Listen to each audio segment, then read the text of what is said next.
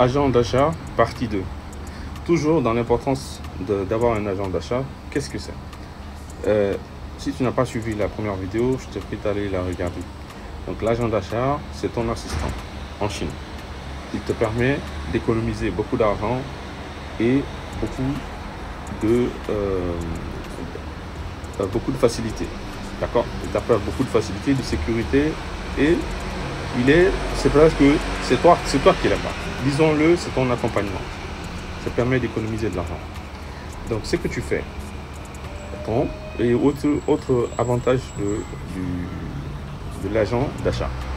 Ton agent d'achat permettra de t'aider de faire beaucoup plus d'économies encore. À part même aller vérifier la marchandise, chercher pour toi, la préparer, négocier les prix pour toi. Tu sais c'est quoi? Ton agent d'achat permettra d'économiser tout ce qui est superflu comme emballage.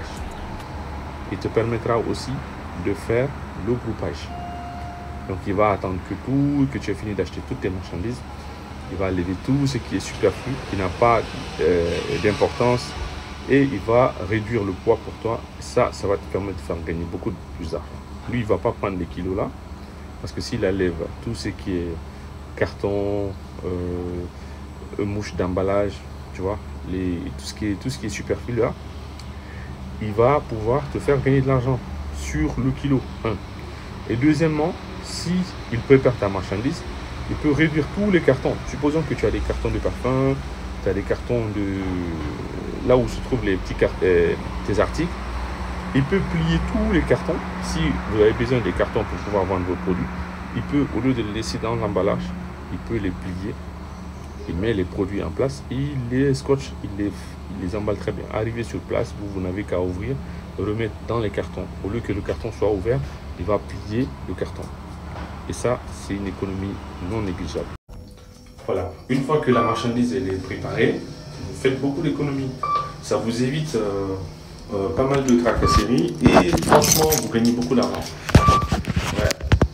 L'agent d'achat, parce que je vais vous raconter une histoire. C'est une histoire très rapide, d'accord? C'est d'expérience, je vous dis ça. Quand j'ai commencé à importer de la marchandise, il y a quelques années, j'avais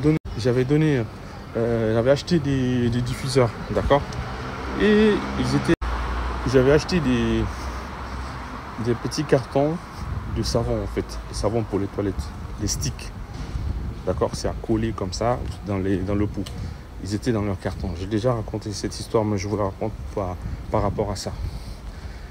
Je vais expliquer au fournisseur de mettre les sticks à part et de mettre les cartons pliés, pas ouverts. Lui, il a déplié tout.